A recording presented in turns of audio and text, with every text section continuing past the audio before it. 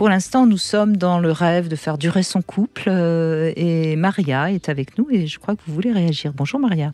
Oui, bonjour Brigitte, bonjour Catherine. Bonjour. Je suis très heureuse de vous avoir au téléphone pour pouvoir aborder avec vous ce sujet sur le couple. Parce que moi aujourd'hui, donc je suis en couple depuis plus de 40 ans et aujourd'hui je me pose la question entre faire durer mon couple ou avoir le courage de reprendre ma vie seule.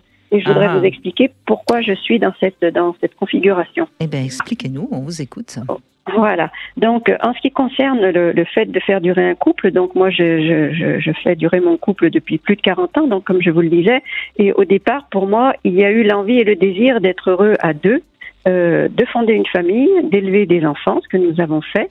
Et quand les enfants ont quitté la maison, le désir et l'envie a été de faire évoluer et grandir notre couple pour être encore plus mature et plus épanoui ensemble.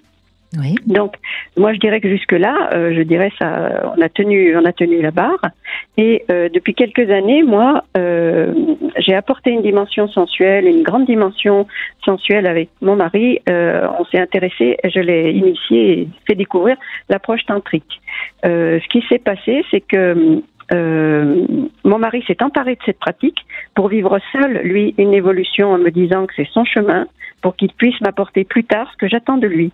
Ça a été pour moi un grand choc parce que je me suis aperçue que pendant 2 ans, il a eu ce genre de pratique sans moi, alors qu'on était, j'allais dire, à pratiquer ensemble et à avancer ensemble, à s'épanouir ensemble. Voilà, dans ces pratiques, j'ai compris qu'il a pratiqué le massage intégral, qu'il a cherché également du plaisir prostatique. Et moi, ça m'a particulièrement blessée parce que pour moi, c'était dans notre projet de couple de s'épanouir ensemble et de pratiquer tout cela. Oui, là, il y a une rupture du lien quelque part, hein, puisque vous deviez faire ça ensemble. J'ai été profondément blessée, oui. Oui. Vous avez pu en parler ? Bien sûr, on en a beaucoup parlé. Ce que je voudrais rajouter 2 petits éléments qui peuvent être importants pour vous éclairer, c'est que depuis des années, il a regardé énormément et il regarde encore beaucoup moins, mais beaucoup de vidéos sur la sensualité, je dirais d'une manière très large. Et moi, je me sens mal dans cette situation. Je suis triste, je suis déçue. Et mon souhait est que nous puissions nous épanouir ensemble. Et effectivement, c'est pour ça que je me sens effectivement dans un lien qui est abîmé. Je terminerai aussi en disant que depuis quelques semaines, quelques mois, il suit des séances de EMDR pour apaiser une anxiété. Voilà, il a conscience qu'il a de l'anxiété à apaiser. Voilà. Et donc ma position aujourd'hui, c'est est-ce que je poursuis ma vie tranquille sans lui, car j'ai de grosses colères, vraiment j'ai de grosses colères et j'ai peur pour ma santé. Par exemple, demain je vais passer une mammographie parce que j'ai été opérée d'un cancer du sein il y a 5 ans et j'ai eu donc des grosses colères cette année, donc j'appréhende, je vous avoue. Et je lui ai demandé jusqu'en janvier qu'il arrête toutes ses pratiques. Il m'a dit qu'il arrêtait, mais qu'à partir de janvier il reprendrait parce qu'il a des choses à vivre. Maria, je crois qu'il y a une chose importante à dire avant tout. Il me semble que si vous êtes avec lui depuis 40 ans, c'est quelque part profondément en vous, le lien du couple, c'est un lien qu'on maintient.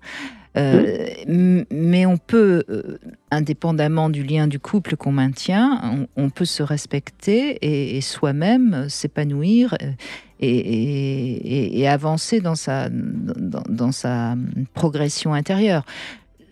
Actuellement, vu ce que j'entends, la manière dont vous nous en parlez, je pense que vous avez plus intérêt à continuer un cheminement personnel en restant en couple.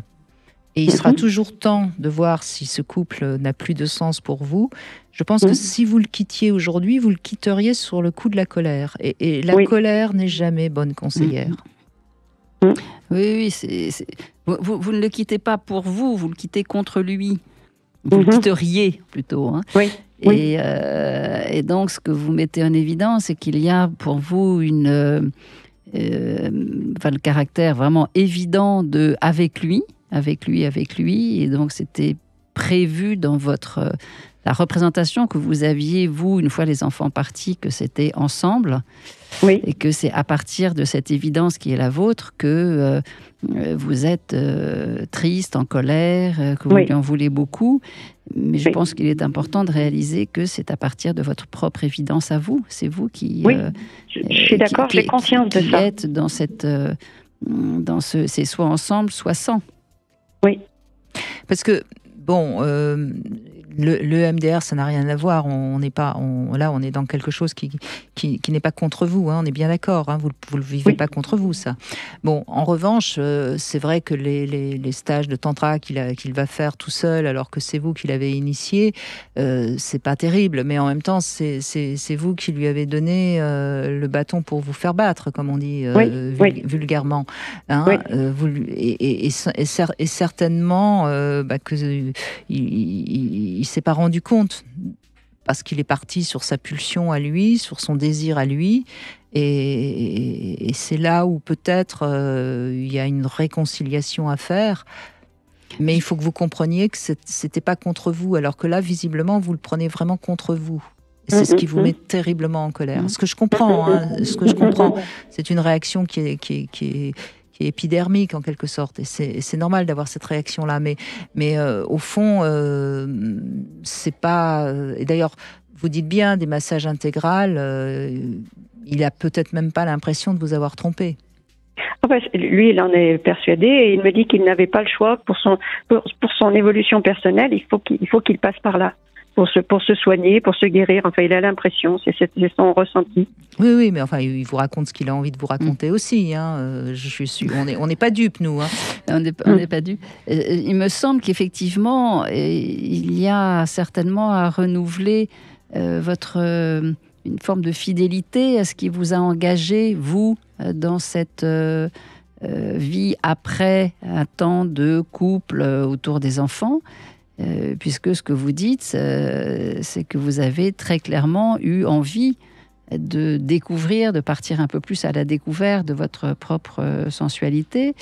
Et donc, c'est dans l'évidence que ce soit avec lui, mais il y a certainement dans votre désir d'épanouissement quelque chose qu'il est important de revisiter, de nommer, de vous poser, vous, la question à l'intérieur de ce couple,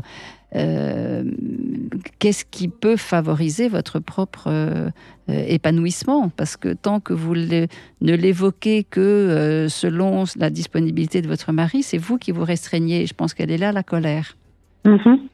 La colère, elle dit toujours quelque chose de soi, elle ne dit pas quelque chose de l'autre, elle dit quelque chose de soi. Quel chemin alors je dois prendre pour recentrer plus?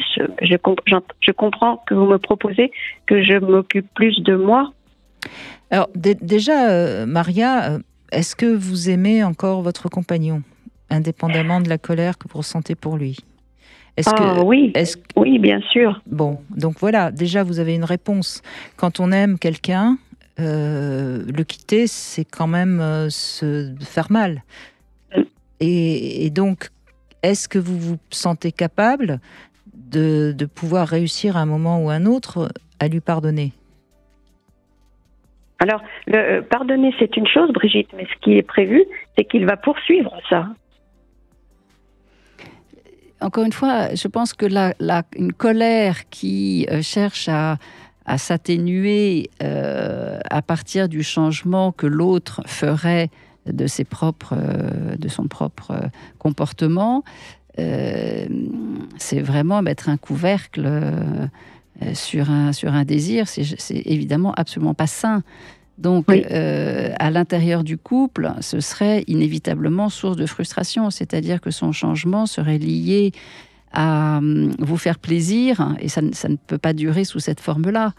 Et tout donc, à fait, j'en ai conscience aussi. Maintenant, je n'ai évidemment pas la réponse à qu'est-ce que vous pourriez faire, vous, qui répondrait à ce désir de découverte et de sensualité. La réponse, elle est forcément chez vous. Elle n'est absolument elle n'est pas chez moi, ça c'est sûr, je ne suis pas chez Brigitte non plus, mais pas chez votre mari non plus. Non, mais Maria, vous pouvez peut-être, vous, aller reprendre des stages de tantra toute seule, et peut-être que ça va le faire réagir, et qu'à ce moment-là, vous reviendrez l'un vis-à-vis de l'autre. Plutôt que d'être là à vouloir qu'il arrête, prenez un peu plus de liberté et allez voir comment vous allez pouvoir vous épanouir, peut-être vous aussi. Vous allez peut-être découvrir d'autres choses. Moi, je crois simplement que vous l'aimez encore, qu'il y a quelque chose qui tient encore et que le quitter, ce serait la double peine. Voilà, mais encore une fois, c'est ce que j'entends dans ce que vous me dites. Et peut-être qu'on se trompe, hein. Mais ça vaut le coup de toute façon d'essayer vous d'avancer dans votre cheminement sans tenir compte toujours et encore de lui. Et c'est ça qui est toujours difficile, évidemment, dans des couples au long cours.